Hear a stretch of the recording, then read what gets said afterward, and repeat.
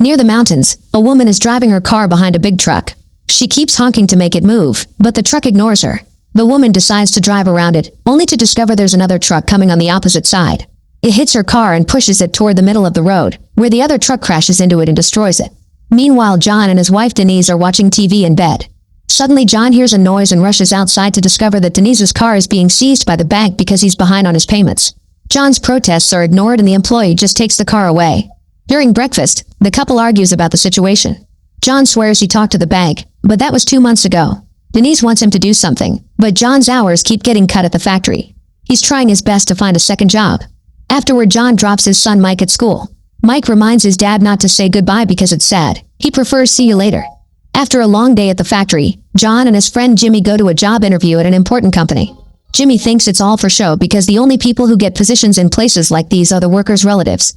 The manager is very impressed by John's resume, but just like Jimmy predicted, he turns John down for being overqualified. On Sunday, the family goes to Mike's baseball game. Everyone is having a great time when suddenly, Mike feels dizzy and collapses. His parents rush to his side, but Mike is non-responsive. At the hospital, the doctors immediately give Mike a mask to help him breathe. Denise is losing her mind, so a nurse takes the parents aside to make them fill out the paperwork so the doctors can work in peace.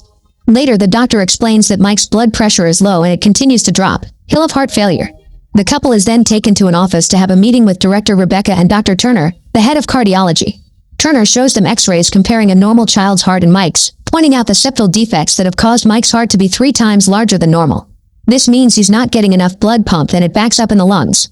At this stage, there's no corrective surgery they can do. Mike clearly needs a heart transplant. The other option is medicating him every day, but his quality of life would be poor and he'd just wake up dead someday anyway. Rebecca explains that transplantation is a high-risk operation, so Mike could die on the table. The boy only has a few weeks left to live, perhaps only days, so she thinks the family may want to make it a happy time as a goodbye. As Denise has a breakdown, John tells them that he wants Mike to have the surgery. Turner wants to put Mike on the organ recipient list, saying that since Mike is B positive, he'll go to the top of the list. However, Rebecca stops him, pointing out that first they need to discuss payment.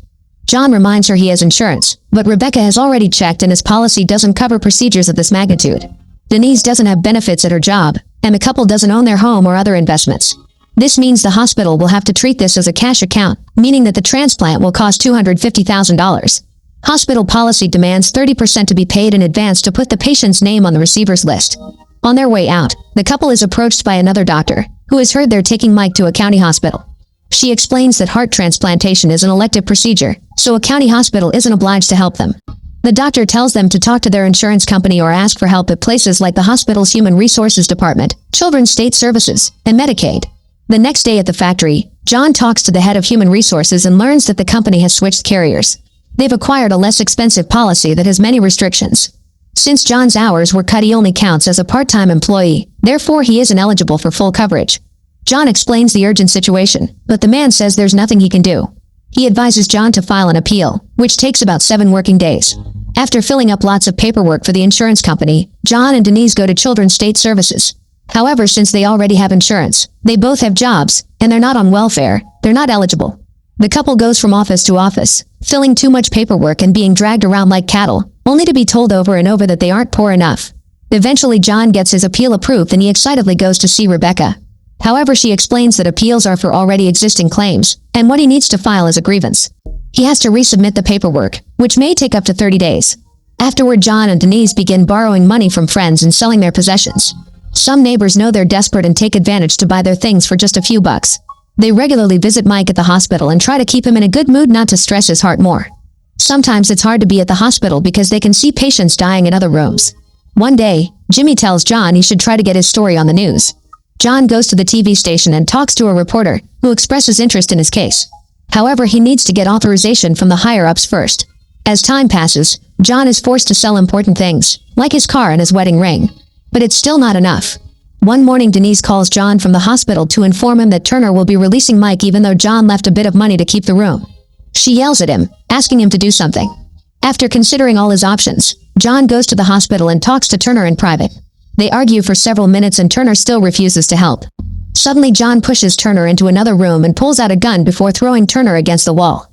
He announces he isn't playing nice anymore and Turner has no choice but to agree to help.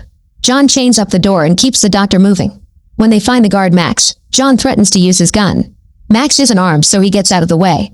After chaining up another door, they go to the main area and everyone immediately panics when they see that John has a gun. The crowd runs to leave the room, so John rushes to close the door before losing everyone.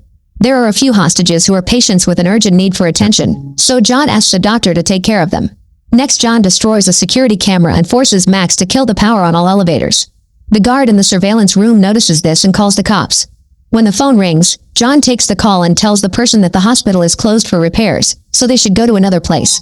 Lots of people in the waiting room keep complaining and asking for medical attention, not to mention a baby keeps crying. John doesn't know how to convince them to be patient. At that moment, an ambulance arrives with a patient in critical condition because he got shot. John points his gun at the paramedics and makes them leave before opening the door to let the wounded man in. The doctors take him to the surgery room and Turner complains, saying he's a cardiac surgeon and not an emergency physician. John can't believe he refuses to help a dying man and forces him to do it anyway. Suddenly, John hears sirens and discovers that several police cars are surrounding the building. Lieutenant Frank puts everyone in position and is frustrated to learn that Rebecca isn't around just because it's Saturday. In the emergency room, the doctors take care of a pregnant woman next. Max's radio gets a message from Frank asking to talk to John. As soon as John takes the radio, Frank uses all his negotiation techniques, trying to seem friendly and helpful. John can tell Frank is trying to emotionally manipulate him and shares his demands. He wants the cops to find Rebecca and put Mike's name on the waiting list. Frank promises to do something, but John doesn't have faith in him and hangs up. Afterward, John talks to the patients and sympathizes with the guy waiting for his baby to be born. There's also Mitch, who swears that he and his girlfriend Julie were in a car accident, but the details of his story don't make sense. Lester concludes that Mitch beat up Julie, so Mitch excuses himself by saying he was drunk. Then Turner finishes operating on the shot man, confirming he's safe now. While John isn't looking, Mitch scolds Max for doing nothing before stealing a scalpel and a spray. In Mike's room, Denise watches a doctor inject the boy with many different medicines. It's a lot for a child, but he needs them all to stay alive a little longer.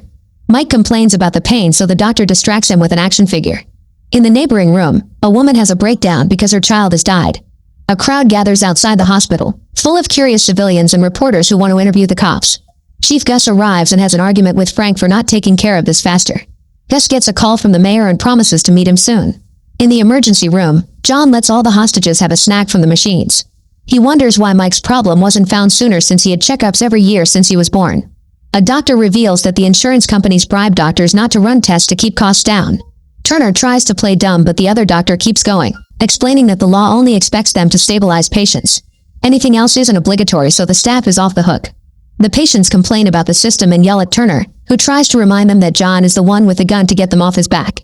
When John tries to make a call, he discovers that the lines have been intercepted, and no matter the number he uses, Frank will always pick up. Frank swears he's working on the list but wants John to let a few patients go as a sign of good faith. As Rebecca arrives and tells Frank about Mike's situation, a doctor tells John that the pregnant woman needs to be moved. This makes John agree to let some hostages go, but in exchange he wants results in an hour or he'll start shooting people.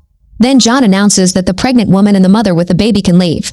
Mitch insults a patient as a distraction, and when John comes closer to calm them down, Mitch uses the spray on his eyes before stabbing his shoulder with the scalpel. John headbutts him twice before they start fighting over the gun, which falls to the floor. Mitch asks Julie to grab it and shoot John. However, Julie picks up the spray instead and uses it on Mitch's eyes before kicking him several times, crying as she complains about the way he beat her up.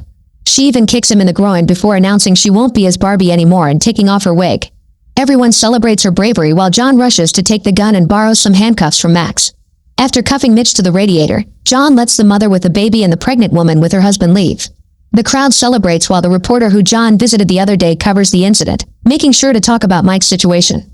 While the freed hostages tell the reporters that John treated them well, a news team realizes that the cops have access to the cameras in the hospital. Meanwhile, Gus and an officer try to talk to Rebecca. She doesn't show any guilt at all and explains that lots of parents go crazy like this every day. There's nothing she can do to change the rules. If people don't like it, they have to talk to the congressman. The officer points out that they could tell John that Mike is on the list without actually doing it. At that moment, the hospital's head of security arrives and tells the cops about a weak spot in the building ducts. Rebecca and Frank enter the ICU and find Denise to tell her what's happening. Denise swears her husband wouldn't hurt a fly and feels guilty because her yelling may have pushed him too far. When Frank starts asking questions, Denise realizes they want to use her to stop John and she refuses to cooperate. However, she changes her mind when Rebecca agrees to do the transplant for free, even hugging her in gratitude. On their way out, Frank congratulates Rebecca for her great acting. On TV, Jimmy appears to talk about the incident, explaining the terrible situation that thousands of people in the country are going through. He says that the system backed John into a corner. In the meantime, paramedics and firemen find the woman in the crashed car near the mountains and discover she's a donor. At the hospital, an officer tells Frank that they're sending a man inside through the ducts, hoping to get a clear shot. Frank rushes to yell at Gus for making plans behind his back, so Gus yells back saying that John will start killing people soon. However, the truth comes out when Gus accidentally mentions election year, making Frank realize he's doing everything to look good for the mayor. Caught red-handed, Gus takes Frank off the case. The head of security turns off the air conditioning and a sniper sneaks inside the air duct. At the same time, the reception phone rings and John picks up the call, shocked to hear Denise's voice. She tells him that Rebecca has put Mike on the list, but the boy isn't doing very well. A news van outside hacks into the cops' system and starts broadcasting the conversation on TV. Soon the hacker manages to get the security camera footage as well. Now the whole country can watch Denise hand the phone to Mike so he can talk to his father with a very weak voice. Rebecca is watching too and the guilt finally makes her cry. Since John is distracted, the sniper is able to come out of the duct through the ceiling and waits for John to move to the right spot to shoot. At that moment, Lester notices that John is on TV and warns him. John sees the light behind him but doesn't move fast enough, so he gets shot in the shoulder. Suddenly the ceiling panel crumbles under the sniper's weight and he falls. John runs to catch him and beats him up. Seeing this on the cameras, Frank mocks Gus, who gets another call from the mayor because all this was shown on TV. While the doctors take care of John's injury, the cops find the hacker and end his connection to their footage. Civilians keep gathering outside the hospital and cheer for John every time they see him at the window. Meanwhile, a helicopter picks up the woman from the accident, and Rebecca is making some calls. John demands to talk to Frank, so Gus has no choice but to send him to the door. Then John comes with the sniper, who has been tied up and left in his underwear. He calls the cops out for lying and demands to see Mike, ignoring all of Frank's attempts to negotiate. If he gets Mike, then he'll let the sniper go. Since the crowd is on John's side, Gus and Frank give in to social pressure and agree to bring Mike over.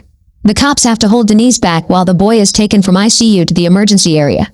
As soon as the stretcher is inside, John releases the sniper.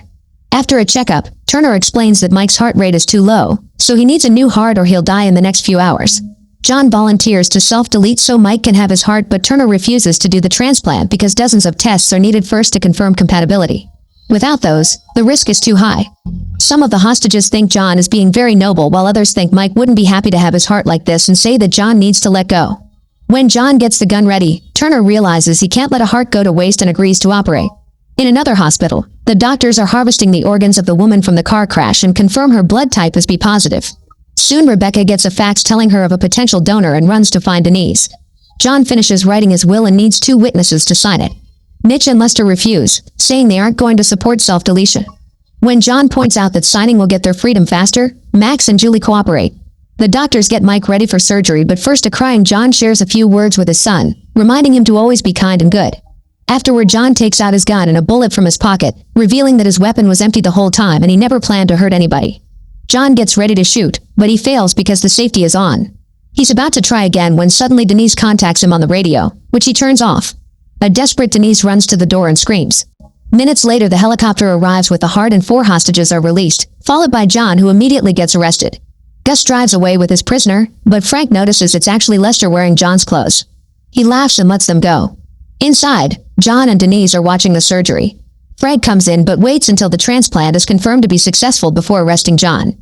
For the next few days, all TV and radio shows continue to discuss the incident, calling out the system for causing this in the first place. 3 months later, the long trial is finally over and the jury finds John guilty of only 2 of 3 charges. The sentence will probably be 3 to 5 years, but good behavior will probably get him down to 2. John hugs Denise and tells Mike to take care of the family. Mike says goodbye to him, but John replies with "see you later." On his way out, Lester tells John that he's his hero and Mike thanks him for what he did as he's taken away.